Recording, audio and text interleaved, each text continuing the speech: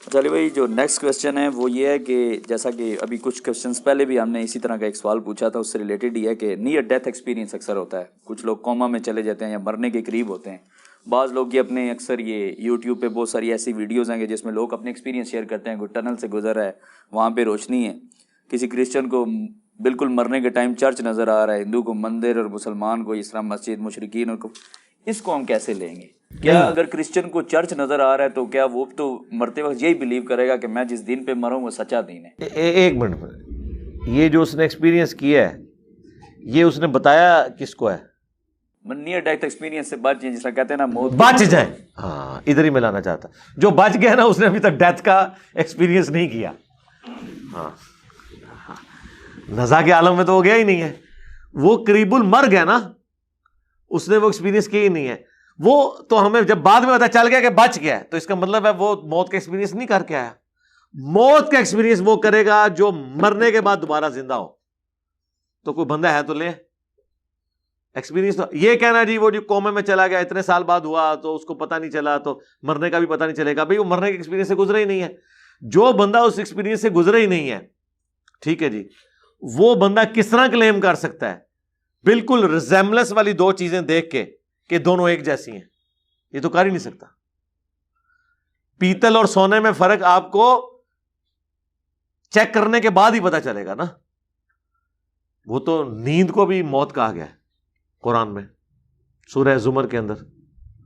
تو آپ یہ کہیں گے کہ میں موت کا ایکسپیرینس کر کے آیا ہوں؟ قرآن تو یہی کہہ رہا ہے نا. بخاری میں حدیث ہے کہ صبح اٹھ کے نبی اسلام کیا دعا مانگتے تھے؟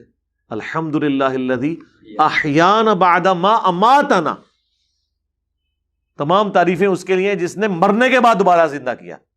تو مرنے کا ایکسپیرینس تو آپ روزانہ کر رہے ہیں. تو اگر کوئی بندہ مر رہا ہے، اسے کوئی اور بندہ دیکھ رہا ہے، تو وہ بندہ اس وقت بول رہا ہے کہ سرکار تکلیف سے وہی گزر رہا ہے. ہاں جو کہتے ہیں نا جناب کہ جی ہم دل و جان سے آپ کے ساتھ ہیں.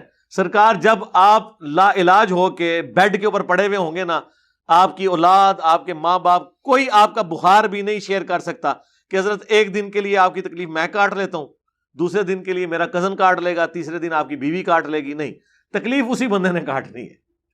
کوئی دوسرا دیکھ کے کیا بتا سکتا ہے کسی کے بارے میں؟ اور تیسری بات یہ ہے، یہ ہر فرقے والا کہتا ہے جی مردے وقت انہوں نے کلمہ پڑھ لیا سی. تو کیا بریلوی ان کا ایمان مان لیں گے؟ وہ کہیں گے کلمہ تو پڑھا ہے لیکن وہ اسی طرح کا کلمہ ہے جو وہ عام زندگی میں پڑھتے تھے. تو موت کے وقت کو انہوں نے اپنا عقیدہ تو صحیح نہیں کر لیا. تو سرکار پھر اس کو اپنے پہ بھی لگا لے کہ اگر کوئی بریلوی مرتے وقت کلمہ پڑھ رہا ہے تو اس کا یہ مطلب نہیں ہے کہ اس نے شرک کرنا چھوڑ دیا ہے، یا کوئی دیوبندی مرتے وقت کلمہ پڑھ رہا ہے تو اس نے امام حنیفہ کی تقلید کرنی چھوڑ دی ہے. وہ اسی کے اندر رہتے ہوئے کلمہ پڑھ رہا ہے. تو یہ جو ہے نا کہ جس کا آخری کلام لا الہ الا اللہ ہوا، ٹھیک ہے، یہ جو فیصلے ہیں یہ آخرت میں ہونے ہیں، دنیا میں آپ نہیں کر سکتے. اور یہ جو کہتے ہیں نا یہ تو ہو ہی نہیں سکتا کہ ساڑھے فرقے دا نہیں ہے، وہ کلمہ کیسے پڑھ سکتا ہے؟ سرکار ہر فرقے میں موجود ہے. پہلے یہ کہتے تھے لاشیں بزرگوں کی سلامت نکلتی ہیں. یار آپ تو وہابیوں کی لاشیں سلامت نکل آئی ہیں، وہ کیا کریں گے آپ؟ چلو باقی تو جنتی ہیں، وہابی تو ہے ہی گستاخ تھوڑی نظر. کتنے کشمیر میں مجاہدین جو جماعت الدعوہ کے شہید ہوئے ہیں ان کی لاشیں صحیح نکلی ہیں. تو کیا اس دن سے بریلویوں نے اہل حدیث کو صحیح مان لیا؟ پتہ ہے وہ کیا کہیں گے؟ پہلے تو کہیں گے جھوٹ ہے، دوسرا کہیں گے ہو سکتا ہے آخری وقت جو بریلوی ہو گیا ہوئے.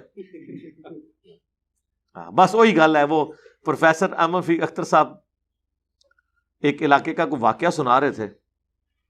ہمارے استاد ہیں، ہم نے ان سے بھی اکتساب کیا ہوا ہے. وہ کہنے لگے کہ کسی جگہ بعض لوگوں نے تجربہ کرنے کے لیے نا کوئی لکڑی دفنا دی، اس کے اوپر مزار بنا دیا، لوگوں نے دیگیں چڑھانی شروع کر دی. کچھ عرصے بعد اس نے کہا یہ میں نے سوشل ایکسپیریمنٹ کیا تھا کہ بھائی اس طرح ہی مزار بن جاتے ہیں. انہوں نے کہا نہیں ادھر بزرگ دفن ہے. انہوں نے کہا اچھا بزرگ اگر نہ نکلے؟ ان کا جی ہو ہی نہیں سکتا. ان کا جی اگر نہ نکلے، ان کا جی نہ نکلے تو ہم آپ کی بات صحیح مان لیں گے، اپنا فرقہ چھوڑ دیں گے. اس نے کھودا بیچ میں سے گیلی لکڑی کی نکال لی. انہوں نے کہا ہاں آپ بتاؤ. انہوں نے کہا نہیں بات آپ کو سمجھ نہیں آئی، یہ بزرگ جو ہے نا اس وقت بے حرمتی کے ڈر سے لکڑی کی شکل اختیار انہوں نے کر لی ہے. انہوں سمجھا لو انہوں. اور یہ میں بتاؤں اس طرح کے جو بہانے ہیں نا یہ قرآن میں اللہ نے نقل کیے ہیں. اللہ تعالیٰ فرماتا ہے کہ یہ کہتے ہیں نا کہ آسمان سے قرآن ان کے سامنے نازل ہو اور یہ اپنے ہاتھوں سے اس کتاب کو چھوئیں کہ یہ آسمان سے نازل ہوئی ہے، تب بھی یہ ایمان نہیں لے کے آئیں گے اگر ہم نازل کر بھی دیں۔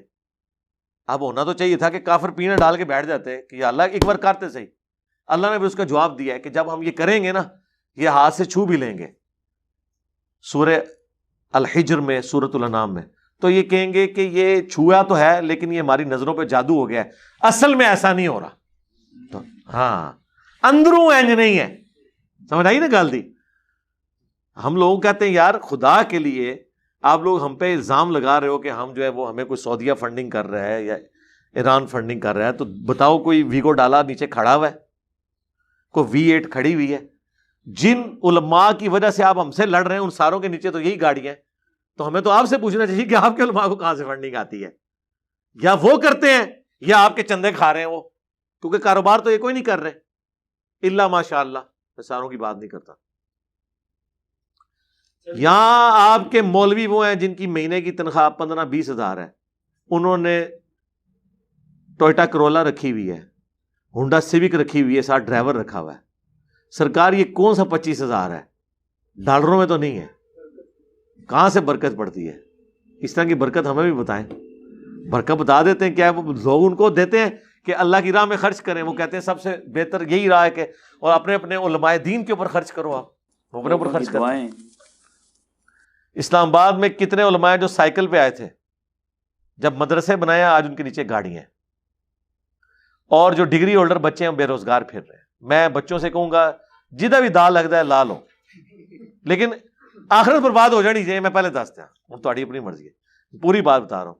دنیا کمانی ہے نا، ایٹ لیسٹ جو آپ کے بچے سیکولر ٹائپ ہیں ان کو تو ہم مشورہ دے سکتے ہیں نا کہ اللہ کے بندو اگر آخرت کی طرف تمہارا کوئی رجحان نہیں، دنیا ہی کمانی ہے نا، مولوی بن جاؤ، داڑھی شاڑی رکھ لو، کدھر کوئی جڑی نئی ہاؤسنگ اسکیم ہے کدھر دور جا کے ایک چھوٹا جا مام رکھ لو، فوڈ پا لو، کدے نہ کدے اللہ نے فضل کیتا تے مسجد بن جاسی، تو انشاءاللہ کام ٹر پوے گا تھوڑا۔ تسی بھی انج کرو۔